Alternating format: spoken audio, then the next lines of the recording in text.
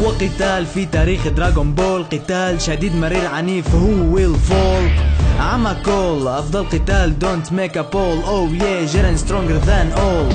جوكو حاول ضده لكن جيرين like a firewall. رغم الشجاعة الكل خايف يوقع بالهول أمام جيرين، ليست لهم قوة ولا حول، ما لهم غير خوف والرعب. oh that's all. جوكو حاول ضده بالسوبر سايجن الأول، ما أثر فيه فقرر ما يطول ويتحول لا سوبر سايجن 2 لا سوبر سايجن بلو. كما توقعنا جيرين هو أقوى عدو، ما كان عنده حل غير يساوي جنكي داما. أصحابه وثقوا فيه this is مين اوف ناكاما، وجهها على جيرين والثقة جوا فيه، رغم أغلب الثقة الخوف معتريه.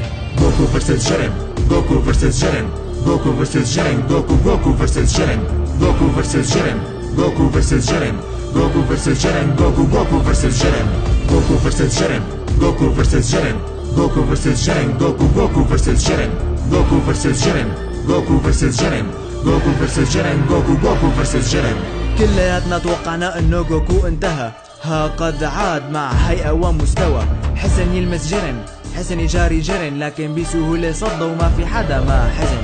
لكن جوكو لم يستسلم وعاد مرة أخرى، بالغريزة والعزيمة قد ظهرت البشرى. هذا ليس قتال بل حرب ومعركة كبرى، قتال قوة حنكة مهارة وخبرة.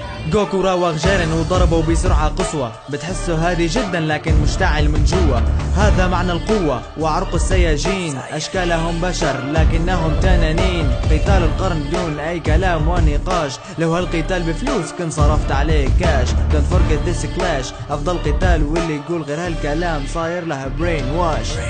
جوكو vs جيرين، جوكو vs جيرين، جوكو vs جيرين، جوكو vs جيرين، جوكو vs جيرين، جوكو vs جيرين، جوكو vs جيرين، جوكو vs جيرين، جوكو vs جيرين، جوكو vs جيرين، جوكو vs جيرين، جوكو vs جيرين، جوكو vs جيرين، جوكو vs جيرين، جوكو vs جيرين، جوكو vs جيرين.